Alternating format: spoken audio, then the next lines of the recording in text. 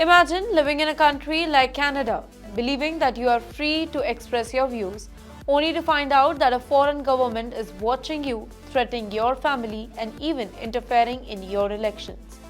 Well, that is what exactly many Sikh Canadians are saying is happening to them, and they claim that Indian government is behind it.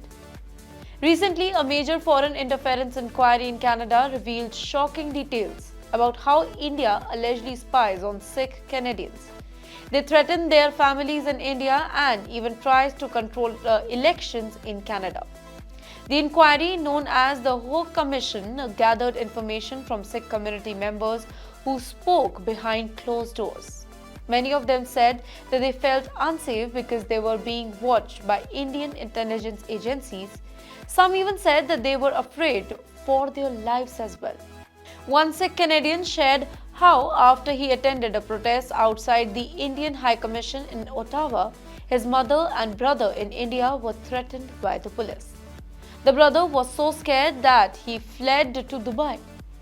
Well, stories like these were common among the witnesses who spoke to the inquiry. In the meantime, the Indian government has long viewed pro-Khalistani activists as a threat. And according to Commission, since Prime Minister Narendra Modi came to power in 2014, India has increased its effort to target Sikh living abroad. But here's a question. Are these separate Sikh activists or they are separate Sikh terrorists? The people whose main agenda is Khalistan, a separate Sikh state from India. What should India view it as? A separate Sikh state or somebody who's just spreading anti-India sentiments? The inquiry also found that Indian officials have spied on Sikh temples, that's Gurdwara in Canada, to monitor who attends and what is being said. Many Sikh believes that India has infiltrated community elections, ensuring that only people who support the Indian government gets leadership position in temple. Indian diplomats have also allegedly tried to influence Canadian elections, particularly by interfering in political party nomination processes. Some witnesses said that India works behind the scenes to red light candidates, that's block, when speak against India's human rights record or who support Khalistani.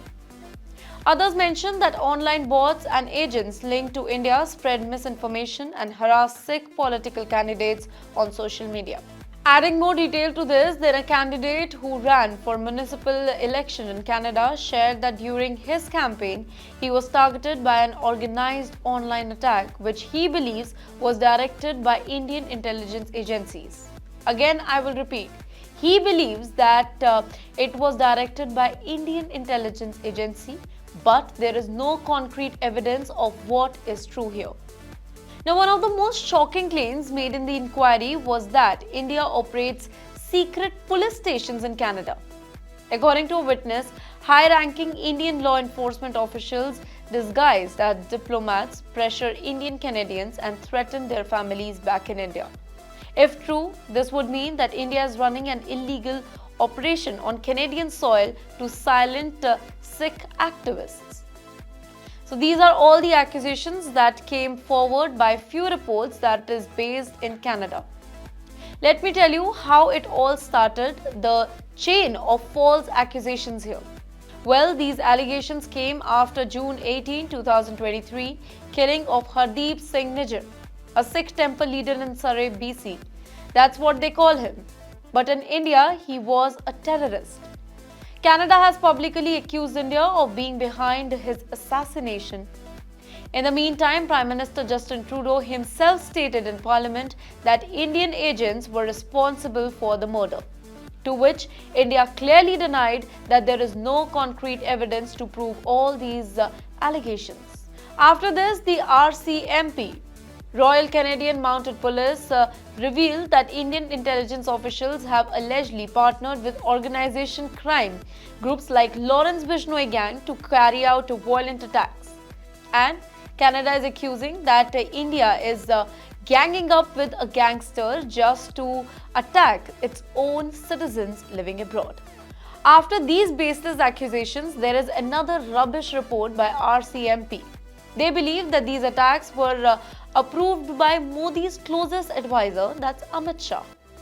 As a result, Canada expelled 6 Indian diplomats last year, saying that they were involved in this operation. India, however, I repeat, that denies all the involvement. Another tactics India allegedly uses against Sikh Canadians is controlling travel visas. According to reports, Indian diplomats denied the visa to those who are outspoken against India or forced them to sign pre-written letters supporting India's policy before granting them permissions to travel. Again, there is a hidden truth in this. India is not denying the visas to any Indian Canadian. They are denying visas to Khalistanis whom they feel are national threat to the community. Now, some witnesses called this a form of harassment and a way to interfere in Canadian affairs. Well, it is all accused that these are reports by Sikh Canadians, but let me tell you, Sikh Canadians are absolutely fine with their country, India. It is the Khalistanis who are demanding that Canadian government take stronger action against India's alleged interference. Many feel that Canada has been too weak in responding to the threats. A witness told the commission that India's interferences in Canada because there is no reason not to. The Canadian government has been largely impotent. So you heard all the questions asked by Khalistanis in the name of Sikh Canadians. The question remains the same. Will Canada take stronger actions against India just because of Khalistan political support, or will Khalistani continue to live under uncertainty of whether their demands will be fulfilled or not? What do you think about this? Do let us know in the comment section below and follow TimesXP for more such updates.